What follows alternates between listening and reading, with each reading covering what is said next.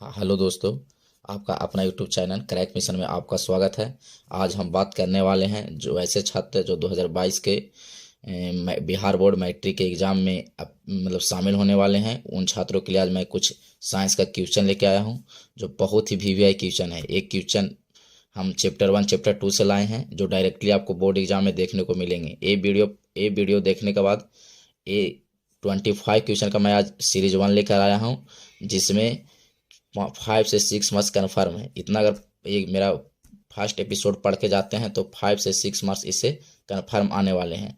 अगर आप मेरे चैनल पर नए हैं तो सब्सक्राइब करें, लाइक करें और बेल आइकन का बटन दबाएं ताकि आप हर डे पर डे मेरा इस चैनल पे क्लास 10th जो 2022 में परीक्षा में शामिल होने वाले हैं उनके लिए भी बहुत महत्वपूर्ण ऑब्जेक्टिव मैं लेकर आऊँगा, जिससे आपको डायरेक्टली आपको बोर्ड एग्जाम में देखने को मिलेंगे।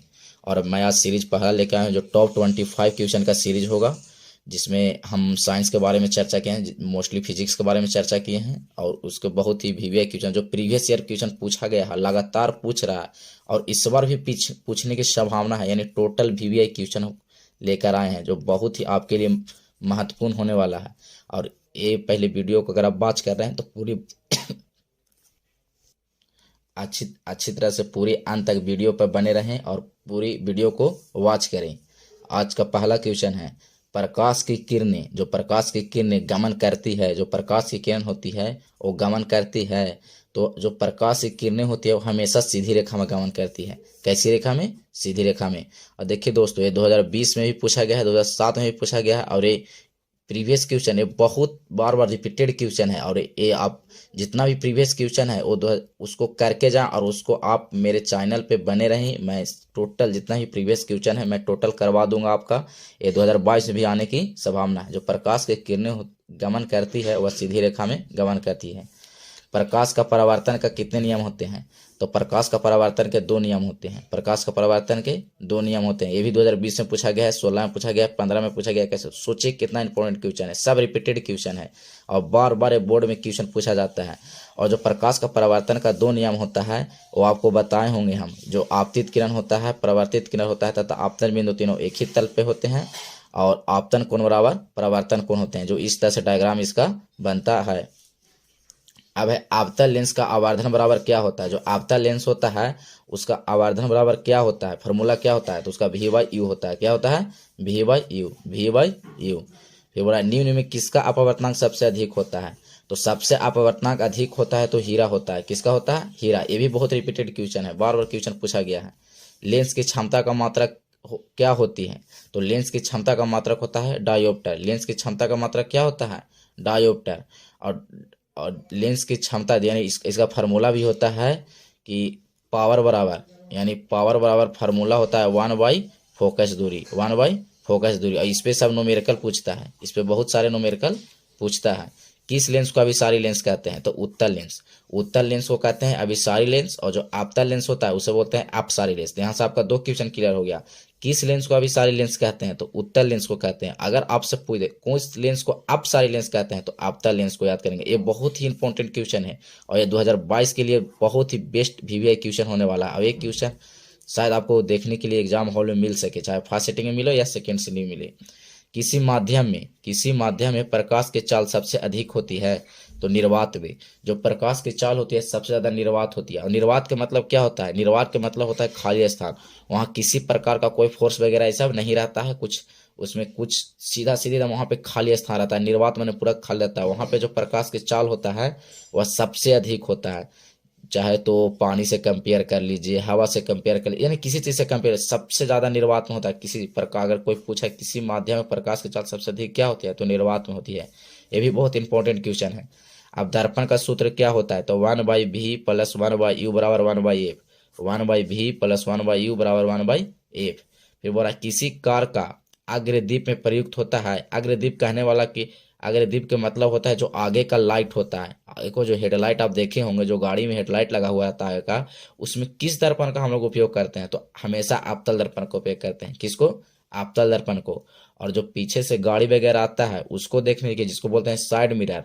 साइड मिरर में हम लोग हर समय उत्तल दर्पण का उपयोग करते हैं। उत्तल दर्पण जो साइड मिरर में उपयोग करते हैं उत्तल दर्पण। और गाड़ी को हेडलाइट जो आगे को लाइट लगा रहता है उसमें हम आपतल दर्पण का उपयोग करते है।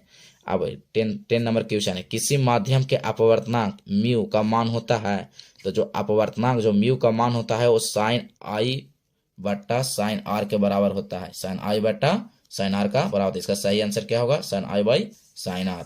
ये आपका 10 क्वेश्चन था। अब सेकेंड पेज में अब 11 नंबर में क्वेश्चन बोल रहा है, किसी लेंस की क्षमता -2d है। किसी लेंस की क्षमता -2d है तो इसकी फोकस दूरी क्या होगी? 0.5 सेंटीमीटर। 0.5। अभी आपको बताएं, जो लेंस की क्षमता बराबर फार्मूला होता है, लेंस की क्षमता बराबर होता है 1 बाई फोकस दूरी होता है। 1 बट्टा फोकस दूरी। 1 बाई कितना करेंगे? 1 बाई आप कितना 2 कीजिएगा तो यानी यहाँ पर 0.5 आएगा, और 0.5 आएगा तो इसका फोकस दूरी क्या होगा? 0.5 सेंटीमीटर। लेंस बोल रहा है तो क्या में होगा? प्लस में होगा। फिर बोला किसी उत्तल लेंस की फोकस दूरी हमेशा क्या होती है? तो धनात्मक होती है, यानी प्लस भी। प्लस भी कहने का मतलब धनात्मक। क्या? धनात्मक। जो उत्तल लेंस की फोकस दूरी होती है वो धनात्मक होती है, और ये अवतल का बात करता है तो नेगेटिव हो जाता है, यानी माइनस होता है, यानी ऋणात्मक। अवतल बोलेगा, अवतल लेंस की फोकस दूरी तो क्या होगा? ऋणात्मक होगा। अगर उत्तल लेंस का फोकस दूरी बोलेगा तो धनात्मक होगा। फिर बोल रहा है, किस दर्पण का उपयोग सामान्यतः वाहनों को पश्च दृश्य दर्पणों के रूप में किया जाता है। यानी आप ही तुरंत आपको बताए, पिछला हम अथी करवाए थे, पिछला क्वेश्चन में बताए थे कि जो पीछे से जो अथी वाहन आता है उसको देखने के लिए हम लोग उत्तल दर्पण का उपयोग करते हैं। किस दर्पण का उपयोग करते हैं? उत्तल दर्पण का। और आगे में जो हेडलाइट में रहता है उसमें अवतल दर्पण होता है। किसी लेंस के द्वारा उत्पन्न आवर्धन का ऐसा ही मात्रक क्या होता है? तो जो आवर्धन का ऐसा ही मात्रक होता ही नहीं है, ये मात्रा विहीन होता है। मात्रा विहीन कहने का मतलब कि इसका मात्रक होता ही नहीं है, ये बिना मात्रक होता है। इसमें टोटल जो होता है ये मात्रक विहीन होता है। फिर बोला, निर्वात में प्रकाश की चाल क्या होता है? अभी जस्ट हम बात किए थे कि निर्वात में किसी भी प्रकाश की चाल सर्वदा निर्वात में होता है, और निर्वात के मतलब होता है खाली स्थान, वहाँ पे कुछ भी नहीं हो, नहीं हवा हो, नहीं पानी, मतलब वो खाली हो। तो जो निर्वात में प्रकाश की चाल होता है वो 3 गुने 10⁸ मीटर पर सेकेंड होता है। कितना होता है? 3 गुने 10⁸ मीटर पर सेकेंड। फिर बोल रहा है 60 नंबर क्वेश्चन, निम्नलिखित प्रकाश के रंगों में से अपवर्तनांक अधिकतम होता है। जो प्रकाश के रंगों जो रंग होता है, प्रकाश के रंग होता है वो 7 हो, जिसको बोलते हैं बैजानी हा पी नाला। क्या बोलते हैं? इसका 100 ट्रिक याद रखिएगा आप लोग बच्चों। बैजानी हा पिनाला, ये प्रकाश के 7 रंगों में अति हो जाता है, विभक्त हो जाता है, जिसको बोलते हैं बैजानी हा पिनाला। बैस हो जाता है बैगनी, जास हो जाता है जामुनी, नीस हो जाता है नीला, हास हो जाता है हरा, पीस हो जाता है पीला, नास होता है नारंगी, लास होता है लाल। तो ये क्या बोल रहा है? निम्नलिखित प्रकाश के रंगों में सबसे ज्यादा अपवर्तनांक अधिकतम है, तो सबसे ज्यादा जो अपवर्तनांक होता है वो बैगनी का होता है। किसका होता है? बैगनी का होता है। किसी उत्तल दर्पण की फोकस दूरी जिसकी वक्रता त्रिज्या 32 सेंटीमीटर है। तो देखिए ये क्वेश्चन आपको डिफिनिट है कि एक आएगा ही, ये फार्मूला पे आएगा। इसका फार्मूला होता है एफ बराबर होता है r/2। एफ बराबर क्या होता है? r/2। तो देखिए यहाँ पे r का वैल्यू दिया हुआ है 32 सेंटीमीटर। इस चलते एफ बराबर 32 बाई कितना हो जाएगा? 2, यानी इसका आंसर हो जाएगा 60। इसको रटना नहीं है दोस्त, इसको कभी भी रटिए नहीं। ये हमेशा क्या पे होता है? फार्मूला पे दिया हुआ रहता है। इसका इसमें एक संबंध होता है, एफ बराबर r/2। इसको आप लोग पढ़े होंगे थ्योरी में, जहाँ भी ट्यूशन किए होंगे वहाँ सर पढ़ाए होंगे आप लोग को कि एफ बराबर r/2 होता है, जिसका एफ का मान 32 सेंटीमीटर है। और 32/2 कीजिएगा तो आपको फोकस दूरी कितना आ जाएगा? 16 सेंटीमीटर। और आपको फोकस दूरी पूछा है। बोला है, दंत विशेषज्ञ किसी दर्पण का उपयोग मरीजों को दांतों को बड़ा प्रतिबिंब देखने के लिए करते हैं।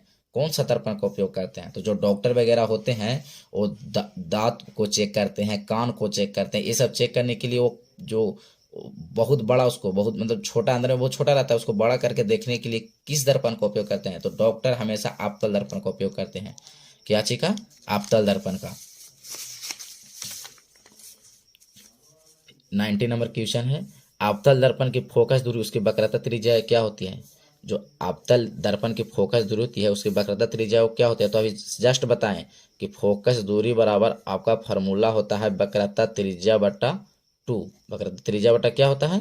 2, यानी ए बराबर r/2। तो यानी वक्रता फोकस दूरी क्या होता है? वक्रता त्रिज्या के आधी होता है। तो वक्रता त्रिज्या क्या होती है? आधी आंसर हो जाएगा। ये भी पूछा हुआ है, बहुत ही इंपॉर्टेंट क्वेश्चन है, और 2022 में आपको शायद देखने के लिए क्वेश्चन मिल भी सकता है।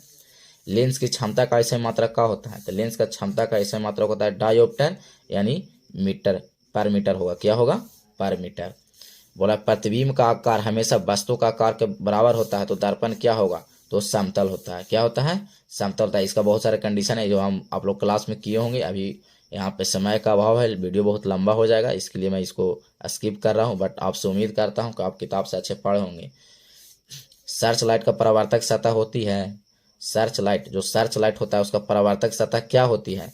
तो आपतल दर्पण होती है। क्या होती है? आपतल दर्पण। जो सर्च लाइट का परावर्तक सतह होती है वो आपतल दर्पण होता है।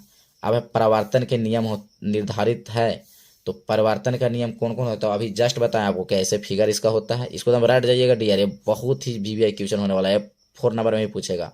इसको बोलते हैं आपतित किरण, इसको बोलते हैं परावर्तित किरण, ये होता है अभिलाम होता है, और ये आपका होता है दर्पण होता है।